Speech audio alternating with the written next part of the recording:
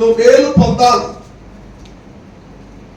శారీరకంగా అనేటప్పటికీ నీ ఆరోగ్య పరం అవ్వచ్చు, లేకపోతే నీ కుటుంబ పరం అవ్వచ్చు, లేదా నీ బిడ్డలు, లేదా నీ భార్య, నీ భర్త,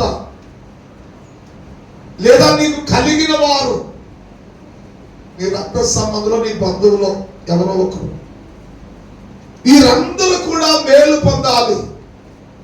మేలు పొందాలంటే దేవుడు ఏమంటున్నాడంటే, మొదట మార్గంలో నిలిచి చూడు.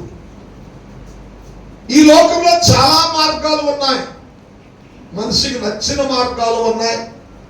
మనుషుడికి అడ్డము లేకుండా ఇష్టానుసారంగా బ్రతికే మార్గాలు అనేకములై ఉన్నాయి. దేవుని స్తోత్రం కలుగును.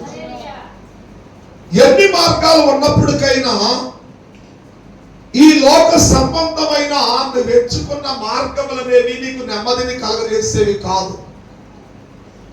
నెమ్మదిని కలగజేసే ఏకైక మార్గం, ఒకే ఒక మార్గం, అది ప్రభు మార్గం. ప్రభువు వారు అంటాడు యోహాను సువార్త 14:6లో, నేనే మార్గమును సత్యమును జీవమునై ఉన్నాను. నేను స్తోత్రం కలుగునుగా. అంటే నీకు మేలు కలిగే మార్గం ఎవరంటే నేనే మార్గము. నన్ను చూసిన వాడికి ఆ మేలైన మార్గము కనబడింది. నన్ను చూసే వారికి ఆ మేలైన మార్గం దొరికింది. నన్ను కనుగొనేవాడు ఆ మేలైన మార్గాన్ని కనుగొంటాడు. అదే యోహాను సువార్త 5 ప్రియమైన బిడ్డలారా 5:24 అక్కడ ఏమంటారంటే, నా మాటలు విని నన్ను పంపిన వారి యందు విశ్వాసం ఉంచిన వాడు అని అంటాడు. దేవుని స్తోత్రం కలుగును. హల్లెలూయా. నేను మీకు మార్గమై ఉన్నప్పుడు మీ మార్గంలో మీకు నెమ్మది దొరకాలంటే మీరేమవ్వాలంటే నా మాటలు వినాలి. మన కుటుంబాలు నెమ్మదిగా ఉండాలంటే ఏం చేయాలి? మేలైన మార్గం ప్రభు అయిన యేసుక్రీస్తు వారే గనుక దేవునికి స్తోత్రం కలుగును. హల్లెలూయా. ఆ మార్గం నీకు దొరకాలంటే, ఆ మేలైన మార్గం నీకు దొరకాలంటే ప్రభు అంటున్నాడు, నా మాటలు వినాలి, నా మాటలు వినాలి. నా మాటలు విని నన్ను పంపిన వారి యందు విశ్వాసం ఉంచిన వాడు నిత్య జీవము కలిగిన వాడు. ఆ మార్గం నిన్ను మేలైన రాజ్యంలోనికి నడిపిస్తుంది. ఆ మార్గం నీకు మేలైన మార్గంలోనికి నడిపిస్తుంది. దేవుని స్తోత్రం కలుగును. హల్లెలూయా. కనుక ప్రియమైన దేవుని బిడ్డలారా, నేనే మార్గమును, నేనే సత్యమును, నేనే జీవమును అని చెప్పిన ప్రభువే ఆ యోహాను సువార్తలు అంటున్నాడు కదా, ప్రియమైన దేవుని బిడ్డలారా, నా మాట వినాలి. ఎవరి మాట వినాలి? ప్రభు మాట వినాలి. నీకు ఎన్ని ఆలోచనలు ఉన్నప్పటికైనా, అప్పటి వరకు నువ్వు ఎవరి మాటలు విన్నప్పటికైనా, ఈ లోకంలో ఎవరి మాటల వలన నీకు నెమ్మది లేదు. ఈ లోకంలో ఎవరి మాటల వలన నీకు సంతోషము లేదు. ఈ లోకంలో ఎవరి మాటలు నీ జీవితానికి మేలును కలగచేయవు. ప్రతి మనుషుడు మాటలు ఎలా ఉంటాయంటే స్వార్థపూరితమైనవి, సప్రయోజనాన్ని ఆధారము చేసుకున్నటువంటి మాటలు. దేవుని స్తోత్రం కలుగును. హల్లెలూయా. మేలైనది నువ్వు పొందాలి అంటే ఖచ్చితంగా ఆ ప్రభు వైపు చూడాలి. ప్రభు వైపు చూడటమే కాదు కానీ ప్రభు మాటలను ఏం చేయాలి? వినాలి. దేవుని స్తోత్రం కలుగును. హల్లెలూయా. అందుకని నా మాటలు విని నన్ను పంపిన వాని యందు విశ్వాసము కలిగిన వాడు. అంటే ప్రభువును పంపింది ఎవరంటే తండ్రి అయిన దేవుడు అని అంటున్నాడు. పరమ తండ్రి, సృష్టికర్త అయిన దేవుడు, మానవులను సృజించిన దేవుడు, మానవులను నిర్మించిన దేవుడు, మానవ రాజ్యములను బలపరుస్తున్న దేవుడు. దేవునికి స్తోత్రం కలుగును. హల్లెలూయా. సృష్టికర్త అయిన దేవుడు ప్రియమైన దేవుని బిడ్డ, దేవునికి స్తోత్రం కలుగునుగా. మానవుడు నశించిపోవటము దేవునికి ఇష్టము లేదు కనుక మనం రక్షించడానికి మరి యేసు ప్రభువు వారి లోకానికి వచ్చాడు. అందుకని ఆయన ఈ లోకానికి వచ్చి అంటున్నాడు, నా మాట విని నన్ను పంపిన వాని యందు ఏం చేయాలంట? విశ్వాసం ఉంచాలంట. దేవునికి స్తోత్రం కలుగును. నన్ను పంపిన వాని యందు విశ్వాసం ఉంచిన వాడు నిత్య జీవం అనే వేలు పొందుతాడు. దేవునికి స్తోత్రం కలుగును. కనుక ప్రియమ దేవుని బిడ్డలారా, అందుకనే ప్రభు దగ్గరికి మనం ఎలా వస్తూ ఉన్నాం? ఇక్కడ భక్తుడు అంటున్నాడు, ప్రియమ దేవుని మార్గములలో నిలిచి చూడు. మొదట మార్గములో నిలవబడు. ఏది సత్యమో ఏది అసత్యమో, ఎవరి మాటలు వాస్తవమో ఎవరి మాటలలో ప్రియమ దేవుని అబద్ధం ఉన్నదో, ఎవరి మాటలు నీకు మేలైనవో ఎవరి మాటలు స్వార్థమైనవో, ఎవరి మాటలు కపటముగా ఉన్నాయో, ఎవరి మాటలు ప్రభు ప్రేమని తెలియజేస్తా ఉన్నాయో, ఒక్కసారి ప్రభు యేసుక్రీస్తు మార్గములో ఉండి ఈ లోకమంతా ఒకసారి పరిశోధన చేస్తే ఈ లోకంలో చాలా మార్గాలు ఉన్నాయి. ఏ మార్గము నిన్ను ప్రియమ దేవుని బిడ్డలారా మేలైన దానిలోకి నడిపించదు, నెమ్మది కలిగే మార్గంలోకి నిన్ను నడిపించదు. ఒక యేసు ప్రభు ఒక్కడే మనల్ని నెమ్మది కలిగే మార్గంలోకి నడిపించగలిగిన వాడు. దేవుని స్తోత్రం కలుగును. అందుకే నేనే నీకు మార్గమై ఉన్నాను, నేనే నీకు మార్గమై ఉన్నాను, నా మార్గములో సత్యము మాత్రమే ఉన్నది. దేవుని స్తోత్రం కలుగును. అసత్యానికి చెప్పండి, ఆయనకి అసత్యానికి చోట్లేదు. ఆయన యొక్క అసత్యానికి చోట్లేదు, సత్యం ఉన్నది. మన అసత్యాన్ని బోధించింది ఎవరు? చూడండి, ఆది మానవునికి ఆదాము వాళ్ళకి దేవుడు ప్రేమ దేవుడు ఈ పండును తింటే తిని మన నిశ్చయముగా చచ్చిపోతారని చెప్పాడు. ఇది సత్యం, ఇది వాస్తవం. మరి ఇప్పుడు అసత్యాన్ని బోధించాడు మరొకడు వచ్చి, నేను సావనే సావను అని అన్నాడు. ఏది విన్నారు? అసత్యాన్ని విన్నారు. అసత్యం అంటే అందుకని అబద్ధం అనేది చాలా వేగముగా ప్రయాణం చేస్తూ ఉంటుంది. వాస్తవం అనేది చాలా నిదానంగా ప్రయాణం చేస్తుంది. వాస్తవాన్ని తెలుసుకోవాలంటే చాలా టైం పట్టింది. కానీ అబద్ధాన్ని ప్రేమ దేవుని నమ్మటం అనేది చాలా వేగముగా పనిచేస్తుంది. నేను స్తోత్రం కలుగుతుంది. హల్లెలూయా. అందుకని మనం ఏది చేసినప్పటికైనా ప్రేమ దేవుని బిడ్డలారా ఒక ఆలోచనతో చేయాలి. అప్పుడప్పుడు పుడుతుంది ప్రేరేపణ అని అంటారు. అందుకని అప్పుడప్పుడు పుట్టిన ప్రేరేపణ అనే దానికి నేను ఎక్కువ లైక్ చేయను, ఎక్కువగా దాన్ని ప్రేమ దేవుని బిడ్డలారా నేను అంగీకరించను. ఎందుకని అంటే అప్పుడప్పుడు పుట్టిన ప్రేరణ అనేది అది సాతాను సంబంధం. దేవుని ఆలోచన ఎప్పుడు కూడా దీర్ఘశాంతమై ఉంటుంది. యేసు ప్రభు ఈ లోకానికి కన్యక ద్వారా పుట్టడానికి 750 సంవత్సరాలు 800 సంవత్సరాల కిందటే ముందే ప్రవచనాన్ని మాట్లాడాడు. అంతకు ముందు ఆది మానవునికి ఆదాము దగ్గరే ప్రవచనాన్ని మాట్లాడాడు. మరలా దేవుడు అక్కడేమని మాట్లాడాడు?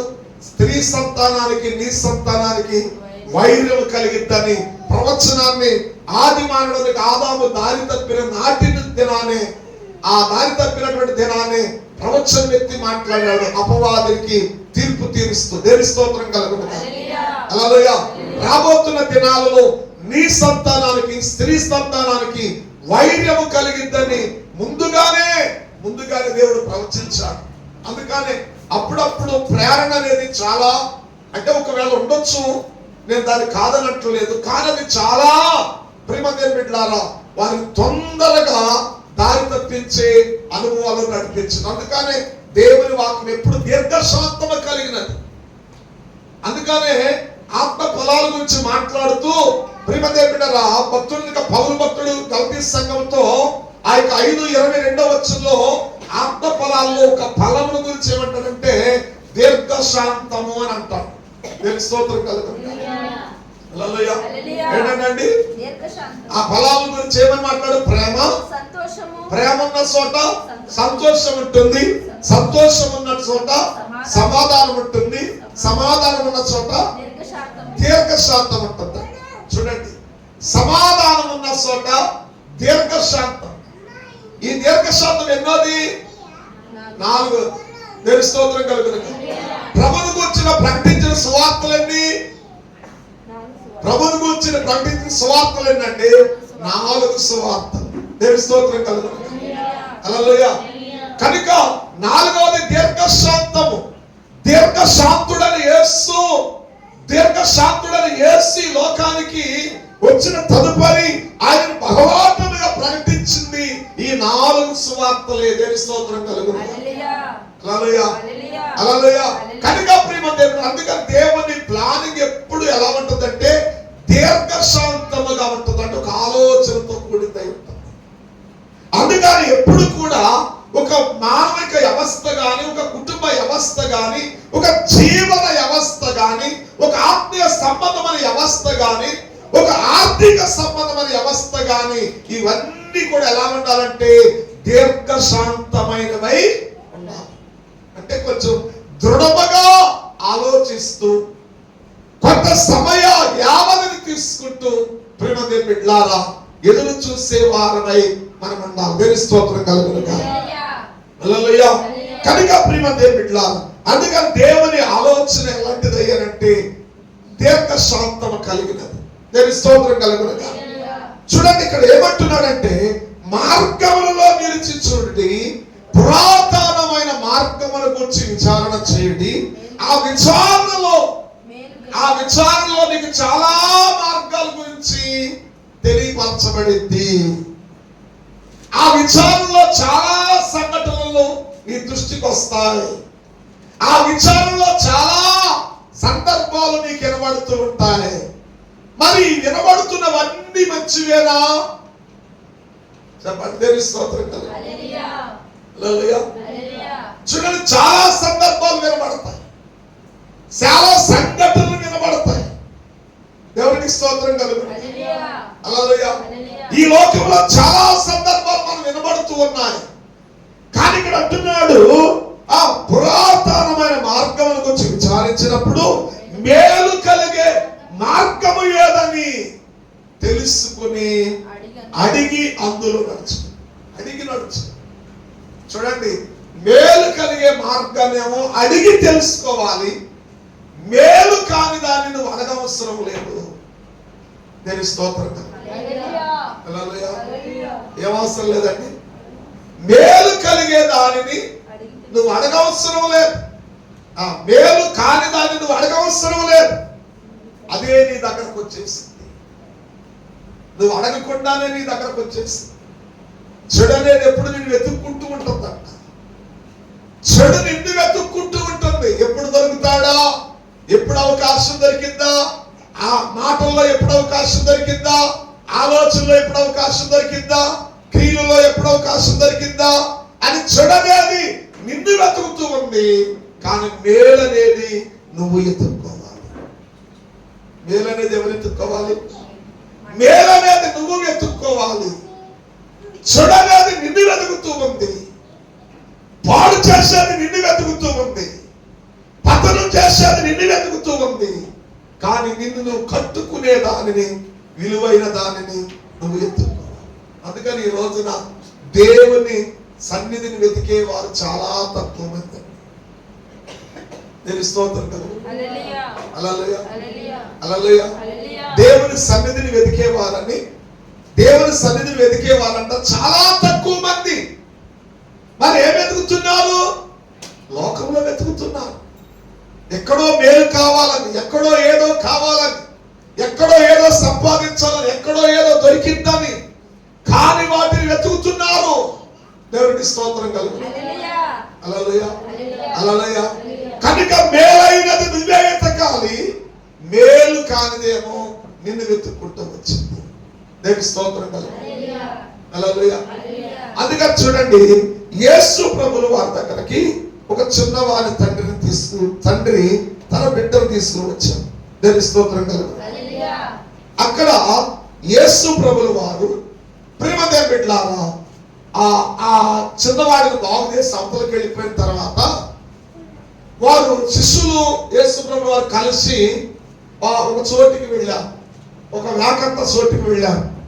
వ్యాకంత చోటికి వెళ్ళినప్పుడు చూడండి, 9వ అధ్యాయం మార్కు సువార్త 29వ వచనంలో రాయబడి ఉంటుంది. శిష్యులు అడిగారంట యేసు ప్రభువు వారిని, అయ్యా ఆ చిన్నవాడిని, ఆ దయ్యము పట్టిన వాడిని మా దగ్గర తీసుకొచ్చారు. మొదట మేము వారిని ఎందుకు స్వస్థపరచలేకపోయాము, ఆ దయ్యాన్ని ఎందుకు వెళ్ళగొట్టలేకపోయాము అని అడిగారు. దేవుని స్తోత్రం కలుగు. హల్లెలూయా. హల్లెలూయా. హల్లెలూయా. ఆ దయ్యాన్ని ఎందుకు వెళ్ళగొట్టలేకపోయాం? నేటి కాల సమయంలో చాలా మంది అలా పీడించబడుతున్న వారు ఉన్నారు, బలహీనులైన వారు ఉన్నారు, కుటుంబాల్లో సైనిక స్థిరత్వం లేక అపవాది చేత కలిగిన చేత శోధించబడుతూ చిన్న భిన్నముగా మార్చబడేవారు చాలా మంది ఉన్నారు. ఇది అట్టి వారికి చాలా ఆత్మ సంబంధమైన అనుభవం అన్నమాట. ఇది దేవుని స్తోత్రం కలుగును. ఈ మోగాసెవటి దైవం పట్టినటువంటి చిన్నవాడినాడు తండ్రి మొదట డాక్టర్ దగ్గర తిప్పి అక్కడ తిప్పి ఇక్కడ తిప్పి చివరికి యేసు ప్రభు శిష్యుల దగ్గర తీసుకువస్తే యేసు ప్రభు శిష్యులు కూడా ఆ దెయ్యాన్ని గద్దించలేకపోయారు. మళ్ళా వాడు తిరిగి ఆ తండ్రి ఆ యేసు ప్రభు దగ్గరకు వచ్చాడు. వచ్చి యేసు ప్రభు దగ్గర సంభాషణ చేశాడు. అది వేరే కోణం. దేవుని స్తోత్రం కలుగును.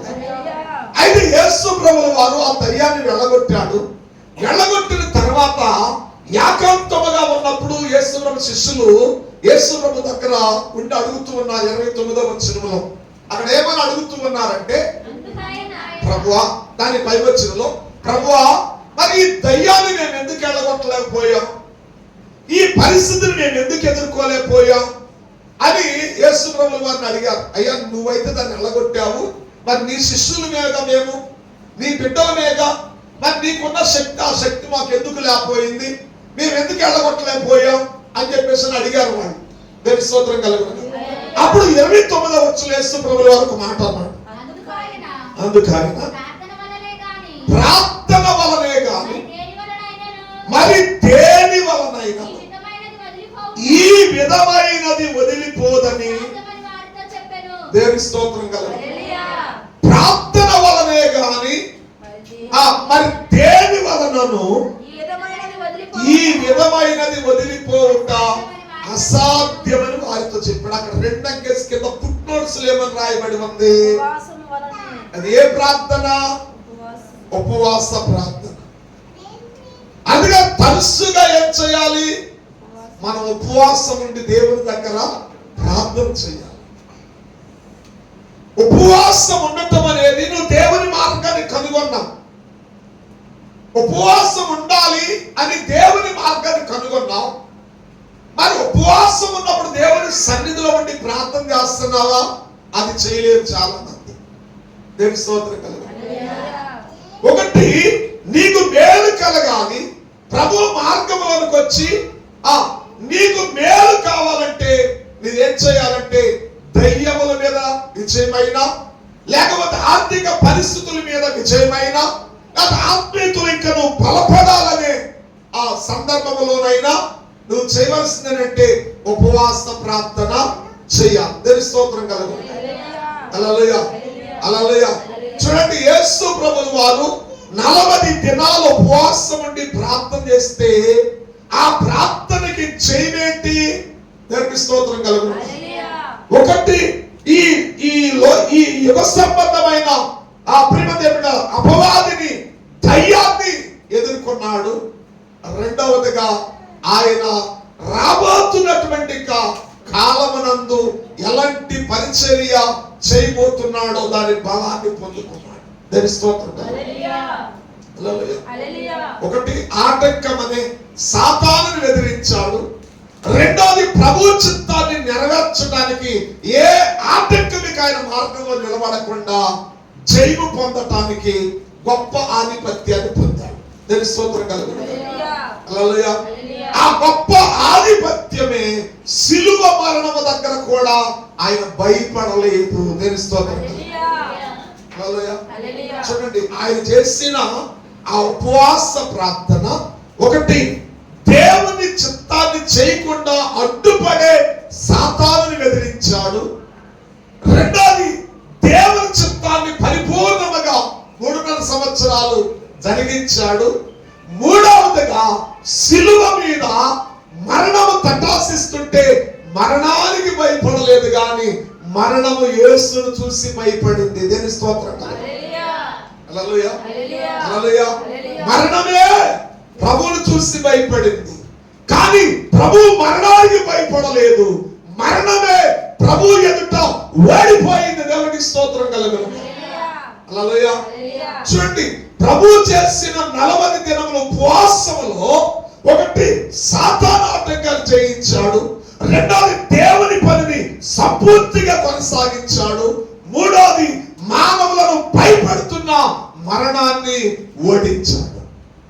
కానీ మనం ఉపవాసం చేస్తే ముందున్న ఆ దెయ్యపు ఆటంకాన్ని ఎదుర్కోలేదు. ఎందుకని ఇక్కడ యేసు ప్రభువు వారు అన్నాడు, అయ్యా మేము ఎందుకు దాన్ని వదిలించలేకపోయామంటే అది ప్రార్థనలోనే సాధ్యము, ఇంకా దేని వలన అది సాధ్యము కాదు అని అన్నాడు. మరి వాళ్ళు ప్రార్థన చేయలేదా? ప్రార్థన చేశారు. ప్రార్థన చేయకుండా ఎలా వదలేదని చూద్దాం. ప్రార్థన చేశారు, కానీ ఏ ప్రార్థన చేసి ఉండరు? ఉపవాస ప్రార్థన చేసి ఉండరు. సరే, ఉపవాసమే ఉండాలనుకుందాం. నేను స్తోత్రం కలుగుతుంది. నేటి కాలంలో కూడా చాలా మంది చేస్తున్నారు కదా. ఒకటి ప్రార్థన చేస్తున్నారు, కొందరు ఉపవాసం చేయరు. లేదు, ప్రార్థన చేస్తున్నారు, వారు ఉపవాసం చేస్తున్నారు. కానీ అంత మాత్రం సరిపోతుందా? ఈ ఉపవాస ప్రార్థన ఎలా ఉండాలి చూడండి. యెషయా గ్రంథం 58వ అధ్యాయం 4వ వచనాన్ని, మీరు కలవరపడుచు వివాదము చేయుచు. అమ్మ పైన చూడు 3వ వచనం నుండి, మేము ఉపవాసం ఉండగా నీవెందుకు చూడవు? మేము మా ప్రాణములను ఆయాసపరచుకొనగా నీవెందుకు లక్ష్య పెట్టవు అని అందరూ.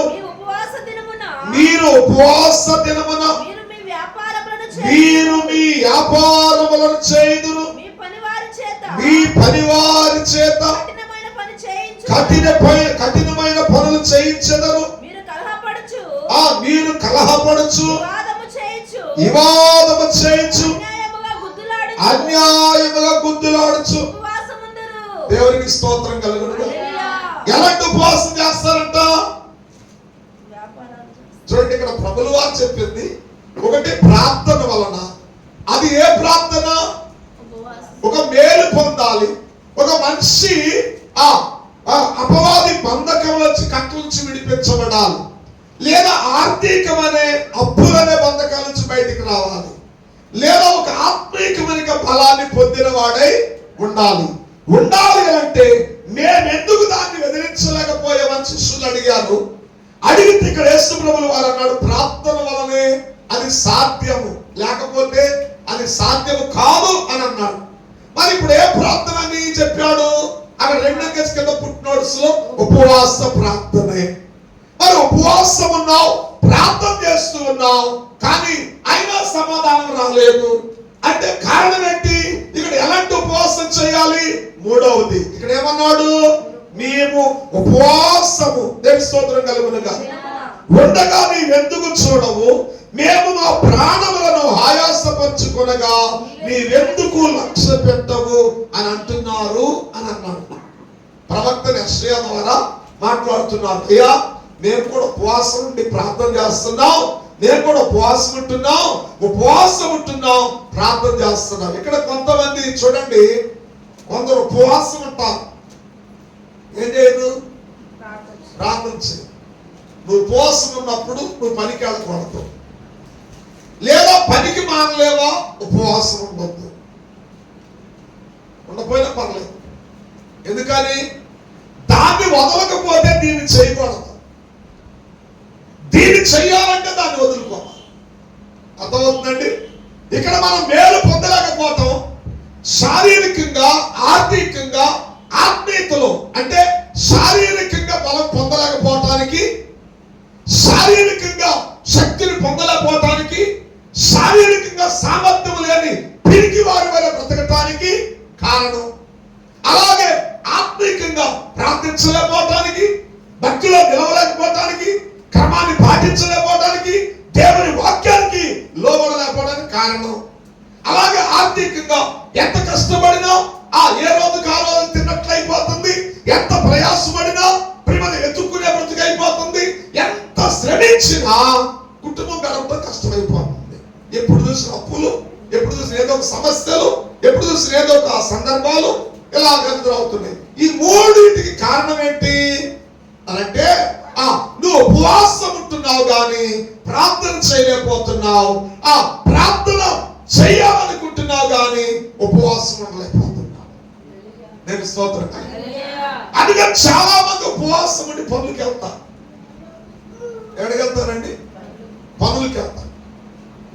అంటే ఇదేంటి పాస్టర్ గారు పని కూడా చేయొద్దని అంటాడంటే, పని చేసుకో తప్పులేదు, కానీ ఉపవాసం ఉన్నాడు పని చేయాలి. లేదా పని మీద బీతులు అవుతున్నారు, కాళ్ళు వెళ్తున్నారు, నీళ్ళు వెళ్తున్నారని కాలు కానీ పిల్లిలాగా కానీ బీతులు అవుతున్నారు, ఉపవాసం చేయాలి. ఉపవాసం చేయాలి. ఉపవాసం ఉండి నువ్వు పనులకి వెళ్ళాలి, ఆ దేవునికి అవమానకరం. నువ్వు ఉపవాసం ఉన్నప్పుడు ఖచ్చితంగా నువ్వు ప్రార్థన చేయాలి. నువ్వు ఉపవాసం ఉన్నాడు ప్రార్థన చేయాలి. ఉపవాసం ఉండి పనికి వెళ్ళేవారు కూడా కళ్ళు తిరుగుతాయి. ఒకవేళ చెబుతున్నాను, అసలు ఎంట్లోకి వెళ్ళిపోతావు కనుక కళ్ళు తిరుగుతాయి. దేని స్తోత్రం కలుగుతుంది. కళ్ళు తిరిగి పడిపోతే ఎవరికి అవమానం? ఇప్పుడు ఎందుకంటే శరీరం బలహీనం కదా, మరి శరీరాన్ని బలహీనపరుచుకుని పని చేయడానికి శరీరానికి శక్తి కావాలిగా. చూడండి, ఇప్పుడు ఆ స్టబ్లేతర్ ఉంది, లోడ్ ఎక్కువైందని మళ్ళీ వెనక్కి తిప్పారు. ఇప్పుడు ఆ లోడ్ ఎక్కువైందని వెనక్కి తిప్పితే ఏమైపోయింది? కాలిపోయింది. అలా లోడ్ తక్కువైందని చెప్పేసి అని దాన్ని పెంచుకోకపోతే అయినా కాలిపోయింది. దానికి సమానమైన లోడ్లోనికి మనం ఉండి తెచ్చుకోలేకపోతే తక్కువైనా కాలిపోయింది, ఎక్కువైనా కాలిపోయింది. అలాగే ప్రియమైన బిడ్డలారా, నువ్వు శరీరముగా ఆహారం తీసుకోలేనప్పుడు నీలో సత్వం తగ్గుతుంది. ఆ సత్వం తగ్గినప్పుడు నువ్వు పని ఎలా చేస్తావు? పని చేయలేనప్పుడు ఏమవుతుంది? నీరసం వచ్చి పడిపోతావు. స్తోత్రం కలుగు. పడిపోయినప్పుడు ఇప్పుడు ఎవరికి అవమానం కలిగింది?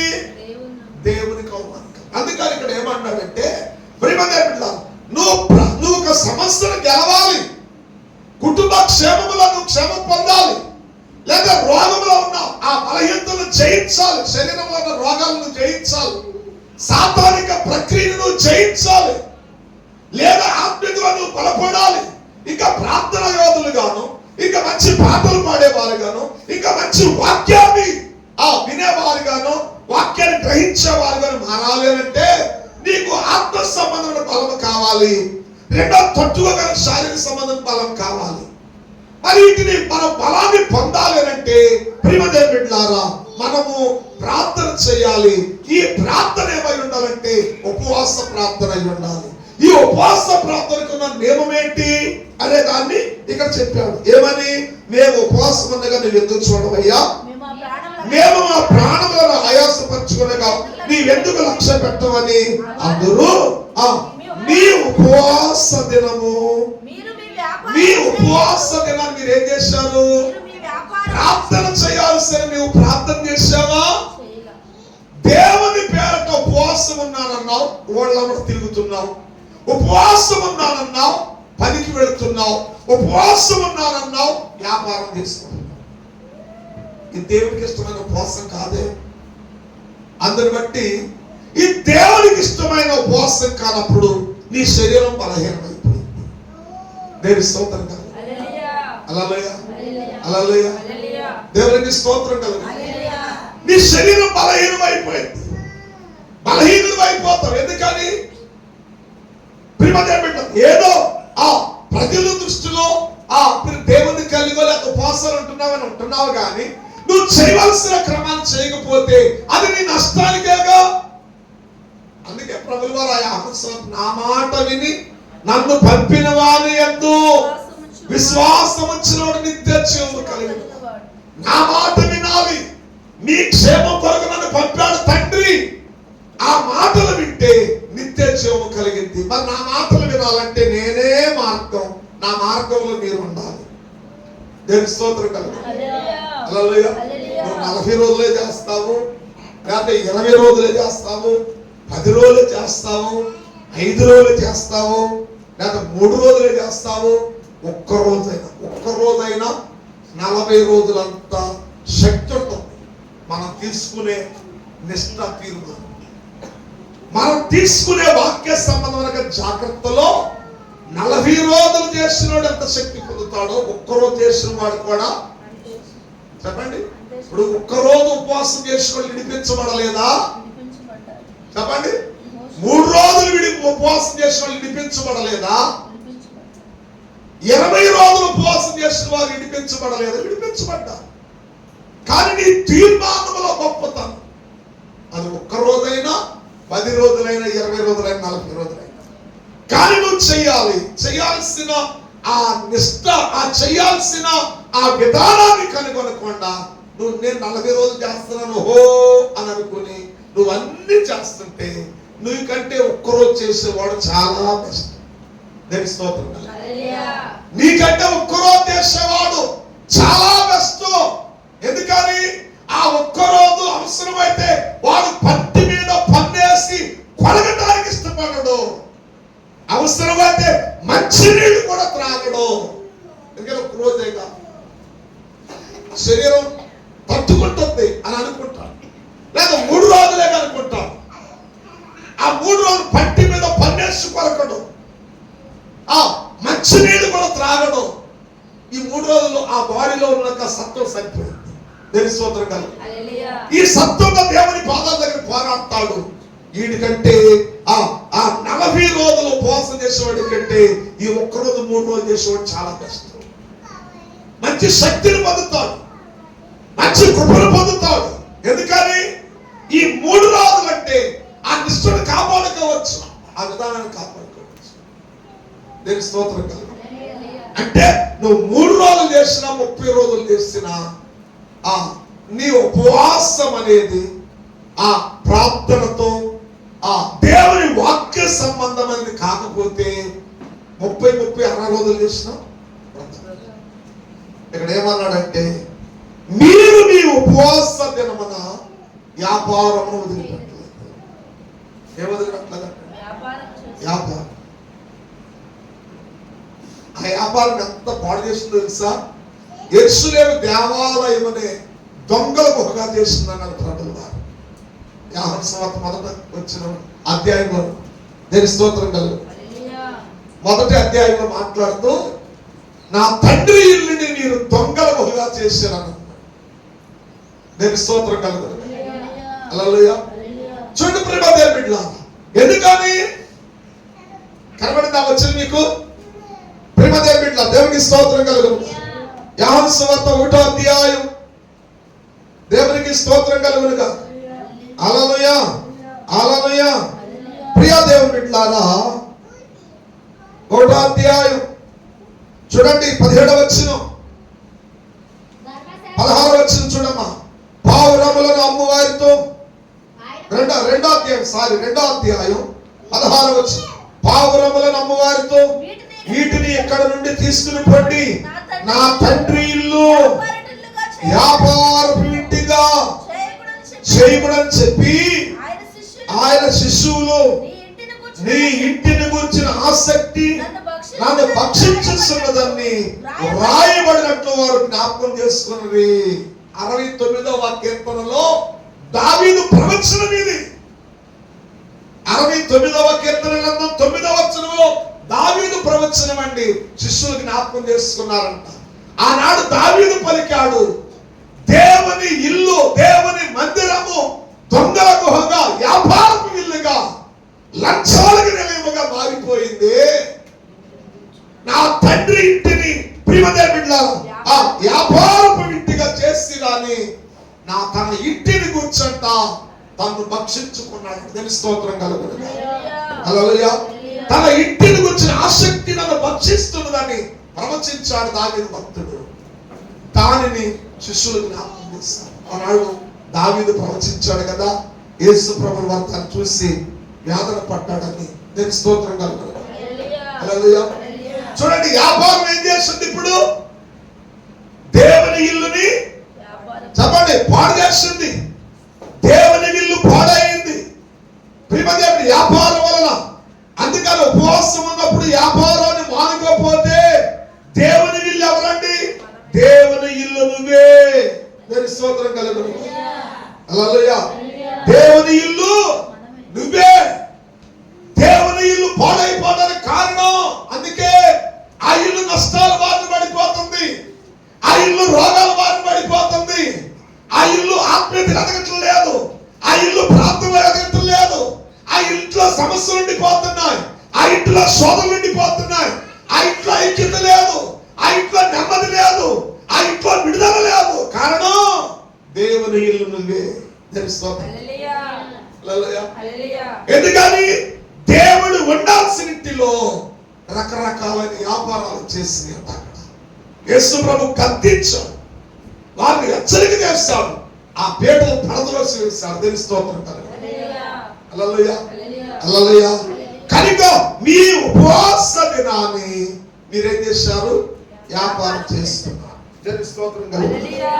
మనలేం చేశారు? మీ పనివారి చేత కఠినమైన పని చేయించు. ఇది రెండోది. నేను ఉపవాసం ఉన్నాను కానీ నేనేం చేయకూడదని ఇద్దరు అనుకుంటాడు బాగానే. కూలోడి చేత ఏం చేస్తాడు చెప్పండి? అక్కడ కూలోళ్ళ చేత పని చేయించుకోవడం తప్పనం లేదు. ఇప్పుడు ఒక సహజంగా పనిని అప్పగించి అతనికి వెళ్ళిపోవడం తప్పని లేదు. కఠినమైన పని అంటే ఎడిదిరిగి నేను ఉపవాసం ఉన్నాను, నేను ఎడిదిరిగి చేయను. కనుక కూలోడి రోజు దొరికాడు కనుక ఆయనతో ఈ రోజు నా పని కూడా చేయించాలి. ఏం చేస్తారంట? వాడి సమయానుకూలంగా చేయనివ్వరు, వాడి సమయానుకూలంగా వెళ్ళిపోనివ్వరు, వాడి సమయానికి వాడిని వెళ్ళిపోనివ్వరండి. ఎందుకని? ఈడు మానేసిన పని కూడా కఠినంగా సమయం అయిపోయిన ఇంకొక అరగంటుండు, ఇదిగో ఈ పని చేయి ఆ పని చేయి అని కఠినంగా చేయిస్తారంటండి. వాడు సమయానుకూలం వరకు ఎటువంటి కల్మషం లేకుండా మనస్ఫూర్తిగా పనిచేశాడు. సమయం అయిపోయినాక పొద్దంక నీ యొక్క చూస్తుంటే నువ్వు ఇంకా కల్పిస్తుంటే వాడు చేస్తాడు. కానీ అప్పుడు పని ఆ పని ఎలా చేస్తాడు? బాధతో చేస్తాడు.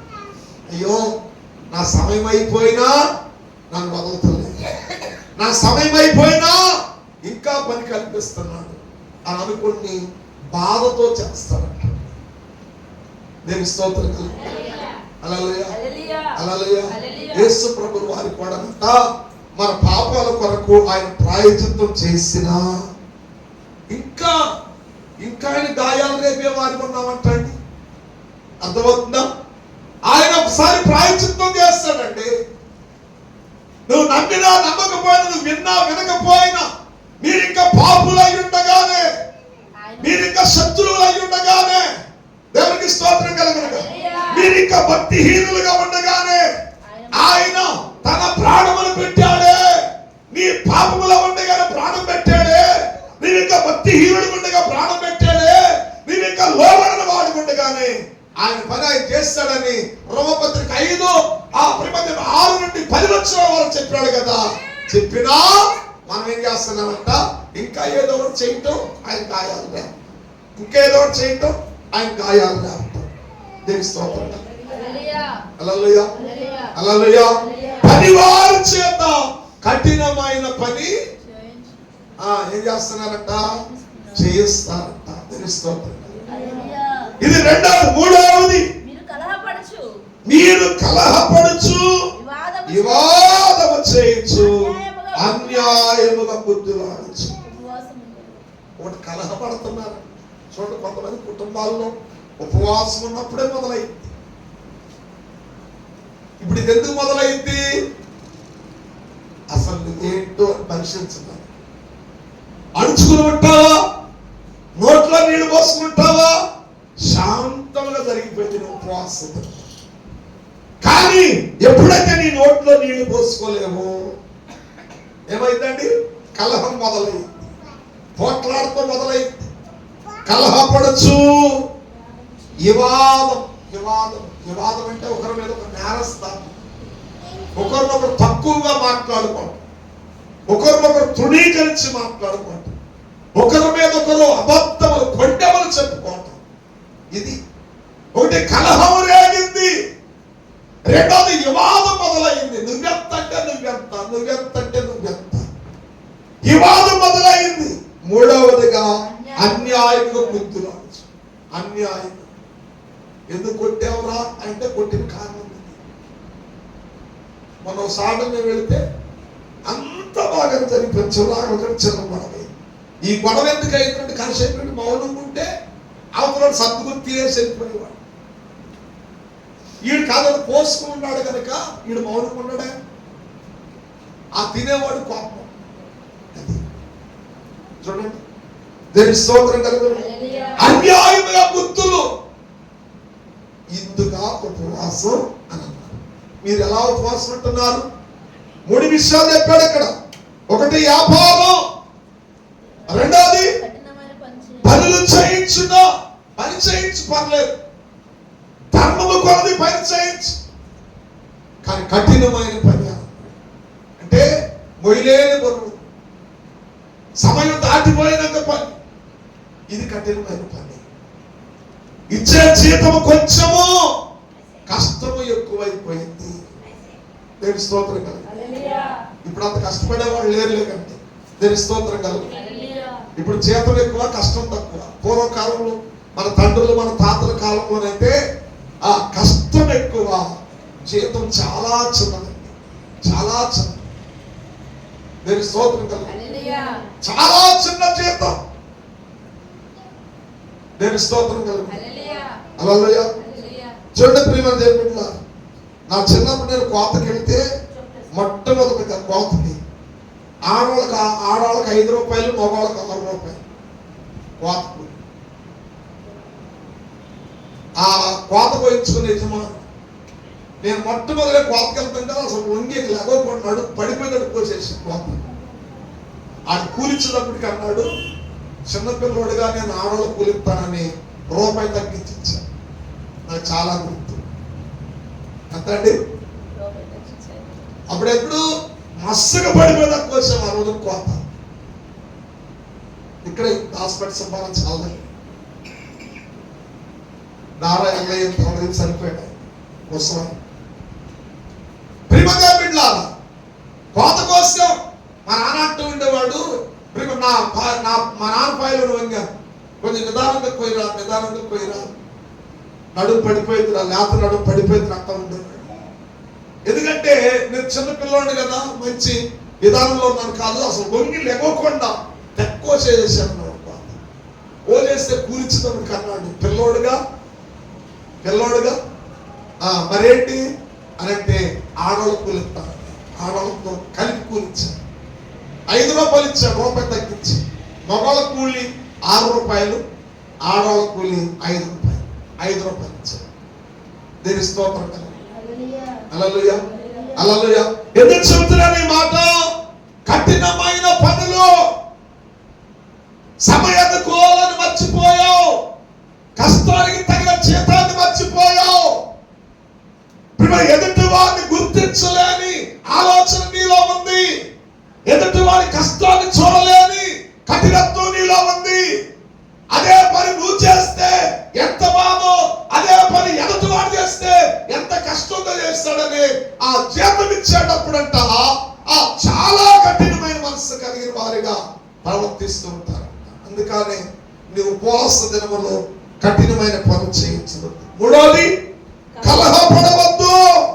4వది వివాదం పడవద్దు. 5వది అన్యాయముగా బుద్ధులు ఆడవద్దు. దేవుడు నీ పక్షులు మేలు చేయాలంటే ఖచ్చితంగా ఉపవాసం చేస్తున్నప్పుడు. ఇక్కడ 6వ వచనాన్ని చూడండి, చివరిగా ముగిస్తా. దుర్మార్గుడు కట్టిన కట్లు ఇప్పుటయు, కాడి మ్రాను మేకులు తీయుటయు, బంధింపబడిన వారిని విడిపించుటయు, ప్రతి కాడిని విరగొట్టుటయు నేను ఏర్పరచుకున్న ఉపవాసం. ఇది చెయ్యాలి. ఏం చేయాలంట? నువ్వు ఉపవాసం ఉన్నప్పుడు పని మానేసి, వ్యాపారాన్ని మానేసి, కలహములాడుతూ మానేసి, ప్రార్థనలో కూర్చుని గంట చేస్తావు, 12 గంటలు చేస్తావు. అయ్యా, దుర్మార్గుల చేత కట్టబడ్డారు, అనేకులు బంధించబడ్డారయ్యా. నా జనులకి స్వేచ్ఛ లేదు, నా జనులకి నెమ్మది లేదు అని ఆ దుర్మార్గుడు కట్టిన కట్లను ఇప్పే మంచి మార్గాన్ని కలిగిన వాడవై ఉండాలి. దుర్మార్గుడు బంధించాడు, సన్మార్గుడైన యేసు విడిపించడానికి వచ్చాడు. దుర్మార్గుడు పాపానికి అలవాటు చేశాడు, సన్మార్గుడు ప్రేమని పంచాడు. దేవునికి స్తోత్రం కలుగు. హల్లెలూయా. దుర్మార్గుడు కట్టిన కట్లు ఇప్పాలి. కాడి క్రింద బందీలైపోయారో, దాస్యంలో ఉండిపోయారో, శ్రమలనే కాడి క్రింద అణచబడ్డారా, ఆ బ్రేకులు తీయాలి. బంధించబడిన వారిని విడిపించాలి. ఆ ప్రతి కాడిని విరగొట్టాలి. సాతాను అధికారాన్ని విరగొట్టాలి. నీ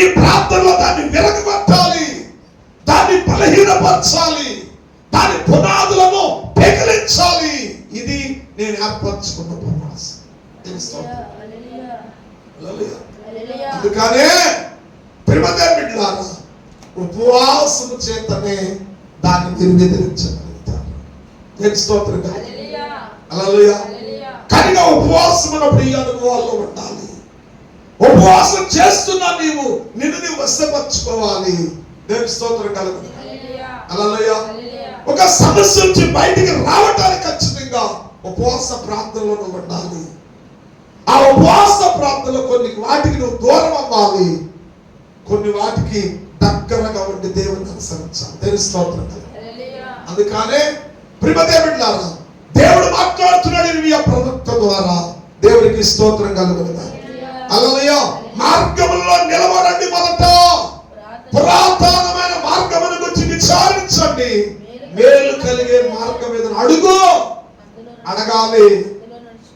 మేలు చెయ్యని మార్గాలు ఎన్నో ఉన్నాయి, అవి అడగకుండా దొరుకుతాయి.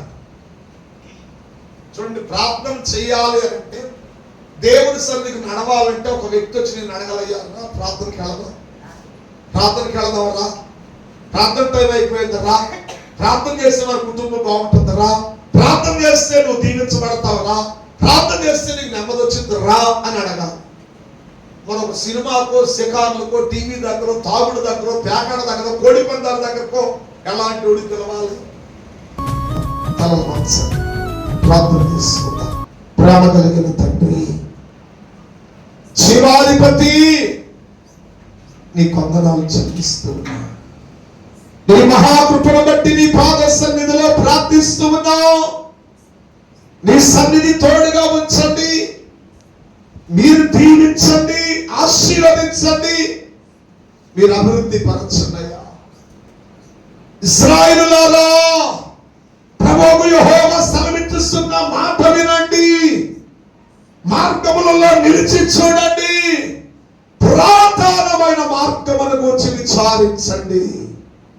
ఏ మార్గము నీకు మేలు చేయగలిగినది? మనుషులను బట్టి కాదు నాయనా, లోకములను బట్టి కాదు, నీ ఆలోచన బట్టి కాదు, దైవ చిత్తమునకు లోబడిన వారివై మేలు కలిగే మార్గము ఏదని అడిగి తెలుసుకోనండి, అప్పుడు మీకు నెమ్మది దొరికింది.